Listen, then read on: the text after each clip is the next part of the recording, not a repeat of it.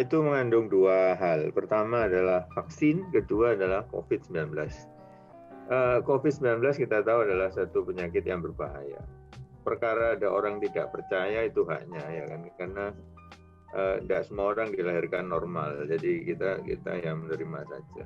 Tapi bahwa dia membunuh sekarang ini sudah sekian ratus, sekarang hampir 2 juta di seluruh dunia.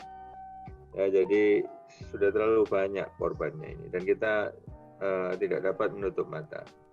Penyakit ini nggak ada obat yang mujarab. Ini harus ditekankan. Ya, mengapa? Karena bikin obat virus itu tidak gampang. Jauh lebih gampang bikin antibiotik untuk bakteri. Sedangkan untuk virus itu sangat sulit. Beberapa penyakit tua, misalnya demam berdarah, campak, itu tua semua, itu virus semua, itu nggak ada obat antivirusnya. Karena susah, sangat sukar. Mengapa sukar? Karena dia tinggal di dalam sel. Kalau mau membunuhnya harus membunuh selnya, nah itu yang agak sulit. Nggak mungkin, nanti orang kan terlalu banyak bagian yang rusak. Maka jalan yang lain yang ditempuh adalah mencegahnya. Dan kita sudah belajar bagaimana penyakit yang tidak ada obatnya bisa kita kalahkan dengan yang kita sebut sebagai vaksin. Contohnya, penyakit cacar yang dulu bopeng-bopeng, ya, kamu tidak pernah melihat karena pasien terakhir tahun 77. Setelah itu penyakit ini hilang. Polio, kamu juga tidak pernah lihat, polio terakhir di kita tahun 2009. Setelah itu hilang. Ya, 2 penyakit ini disebabkan oleh virus, tidak ada obatnya, dan saat ini musnah dari Indonesia. Kenapa dia musnah? Maka orang menghargai jasa besar dari vaksin. Ya. Nah, vaksin, namanya itu vaksin, sebenarnya asal katanya itu sapi, artinya bahasa Latin. Karena pertama kali dulu Edward Jenner membuat vaksin ini, dia pakai bahan dari sapi untuk mencegah cacar pada sapi. Ya, cacar pada sapi terus dipakai untuk mencegah cacar pada manusia. Itu asal katanya. Vaksin adalah bahan seperti obat dia itu. Tapi fungsi utamanya terutama mencegah supaya tidak kena bibit penyakit. Lahirnya sekitar 200-300 tahun yang lalu. Orang pertama kali memperkenalkan vaksin. Ya. Yang sering orang tidak menyadari, vaksin sekalipun di literatur ditulis, ditemukan pertama kali oleh Edward Jenner di Inggris, sebelum Jenner melakukan, itu di Turki vaksinasi itu adalah suatu praktek yang biasa. Dan di Turki pada masa itu adalah masa-masa kejayaan kerajaan Islam. Ya, ini tidak bisa sejarah ini tidak bisa diabaikan. Jadi ada peran besar dari Islam terhadap lahirnya vaksinasi dan yang membawa vaksinasi ke Eropa. Jadi kalau sekarang orang membenturkan vaksinasi dengan agama, itu mungkin perlu membaca kembali bagaimana dulu vaksinasi itu dilahirkan. Nah, jadi dia fungsinya sekarang mencegah, terutama penyakit-penyakit yang nggak ada obatnya atau yang mematikan. Ya, mengapa kok dia dipilih sebagai yang lebih baik dari obat? Ya karena agama mengajarkan mencegah itu lebih bagus, lebih utama daripada mengobati. Jaga sehat sebelum sakit. Ya, jadi tubuh kita setiap kali ada barang asing masuk, apapun itu, apa bakteri, virus, ya, kuman-kuman yang lain, langsung mengenali dan segera membentuk sistem pertahanan pada saat itu juga untuk menyingkirkan. Jadi tubuh ini memiliki pertahanannya sendiri. Dan pertahanan itu menurut saya adalah yang paling sempurna yang kita punya. Tidak ada buatan manusia bisa menyamai. Jadi dengan sistem seperti ini, kita berusaha untuk menyingkirkan semua yang datang. Barang asing yang kita anggap berbahaya. Salah satu tugasnya sistem pertahanan tubuh itu adalah mengingat. Jadi kalau yang masuk itu demam berdarah, dia ingat. Sehingga kalau nanti setahun lagi masuk lagi, sistem yang ingat ini langsung keluar pada saat itu. Oh, kamu dulu pernah datang. Jadi dia ingat. Nah, dengan cara ini, orang kemudian tahu. Oh, kalau gitu saya ganti aja. Yang masuk pertama kita ganti dengan vaksin yang tidak berbahaya, supaya tubuh kita itu ingat bahwa kalau nanti datang ini, Anda langsung menyerang. Itu tekniknya. Itu cara kerjanya secara umum ya. Bahan vaksinnya bisa dibuat dari apapun. COVID ini ada sekitar 7-8 model bahan. Ya, ada yang pakai asam nukleat, ada yang pakai protein, ada yang pakai virus dilemahkan, dimatikan, apapun, tapi modelnya sama. Membuat tubuh ini mengingat bahwa pernah bersentuhan dengan makhluk ini.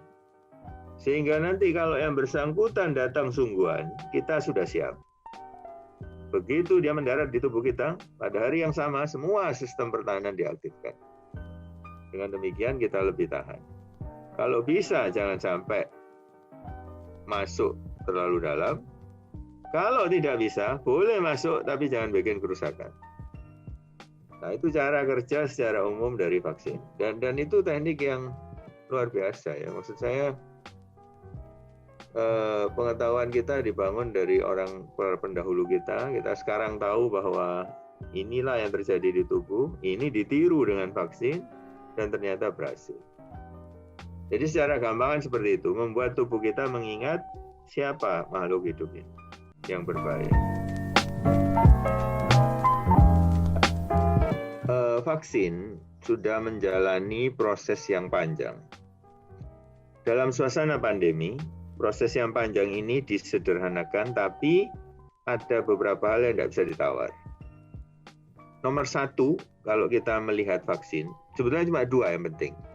Satu adalah keamanan, dua manfaat. Ya, jadi yang lain-lain itu nanti mengikuti. Nah, dua ini nggak bisa ditawar. Ini harus dipenuhi.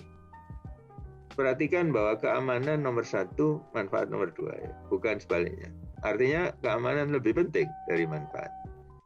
Jadi kalau sampai vaksin diizinkan beredar, itu kita tahu dia lolos dua ini. Siapa yang menilai dia lolos? Para ahli. Ya, jadi kalau dikatakan vaksin itu konspirasi orang-orang, itu kesepakatan jahat orang, masa sih ratusan ahli ini bisa satu suara berbohong? Kan tidak mungkin. Apalagi di seluruh dunia ada ribuan orang melihat barang yang sama.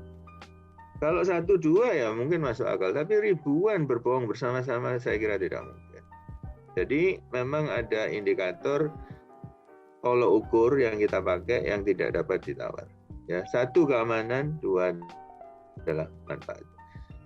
Jadi saya harus menjamin bahwa vaksin ini aman. Prosesnya panjang.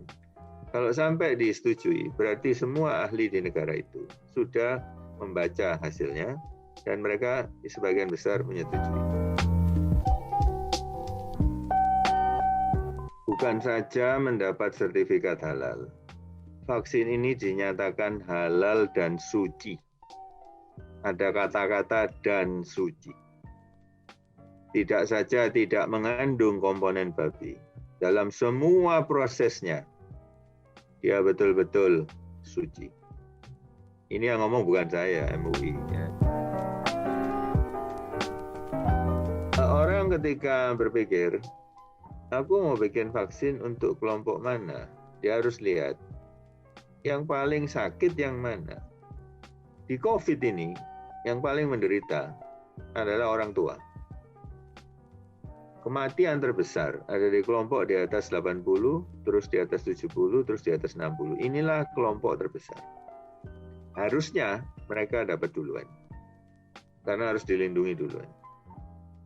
Ya, nomor dua yang harus dilindungi adalah orang yang rawat, para tenaga kesehatan. Kalau ini rontok, ambles semua, nggak ada yang rawat. Jadi dua kelompok ini. Tapi apakah vaksinnya bisa dipakai atau enggak, itu tergantung waktu dia melakukan penelitian. Nah, karena Indonesia ini dapatnya vaksin Sinovac, kita lihat selama penelitian. Oh, selama penelitian itu yang banyak dikasih 60 tahun ke bawah. Setelah diizinkan beredar, tidak mungkin lain dengan penelitiannya. Maka keluarlah izin sampai umur 60, karena di penelitiannya begitu. Anak muda dibelakangkan. Mengapa? Anak muda yang kena COVID jarang memberat. Ada memang, tapi lebih sedikit dibandingkan orang tua.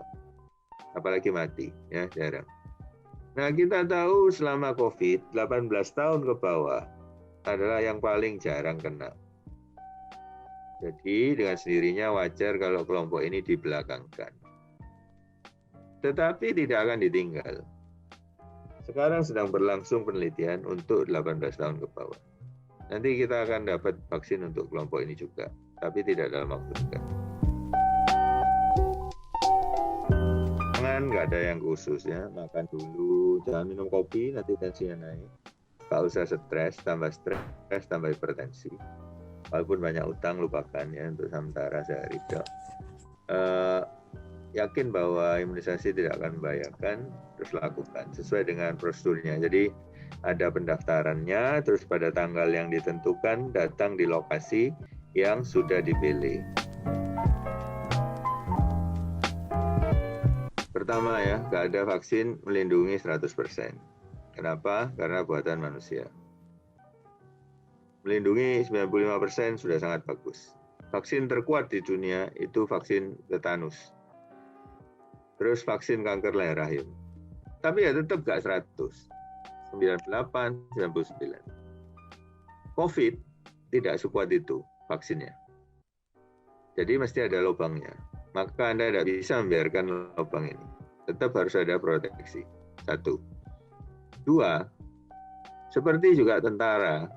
Dikasih senapan peluru banyak. Tapi musuh datang terus, ya mati juga. Jadi kita harus bikin proteksi tambahan. Sebab sekeliling kita masih banyak yang sakit. Kapan resiko berkurang? Kalau sekeliling kita nggak sakit. Tapi itu berarti kan semua orang harus divaksin. Bayangkan 7 miliar manusia harus divaksin di seluruh dunia. Butuh waktu lama, 3 tahunan paling sedikit. Jadi untuk mencapai masa itu, Anda tetap harus pakai 3M atau 5M atau 12M tergantung cara pandang. Jadi memang nggak bisa kalau sudah divaksin terus ini. Terus ya rasanya kok nggak boleh nantang juga ya. Saya pakai helm, jadi karena itu saya nyetir sepeda motor itu ugal-ugalan. Menurut saya kok ya nggak benar. Jadi kita juga harus meletakkan pada porsinya. Ya, jadi menurut saya vaksin ya, tapi untuk paling tidak setahun pertama ini tidak bisa kita lepaskan semuanya. Cuma jangan lupa ya, di Cina itu sudah banyak orang yang nggak pakai masker. Jadi mereka hidup normal, kayak sebelum COVID. Faktanya begitu. Ya kita memang tidak sarankan kita terlalu cepat di tahap itu. Itu kan Cina yang bisa melakukan, Korea Utara mungkin. Tapi kita butuh waktu lebih panjang. Tapi pada akhirnya kita akan tiba di titik sebelum COVID ini. Di mana kita nggak lagi pakai masker. Sedangkan kalau penjual masker stoknya masih banyak ya dia pasti membandingkan.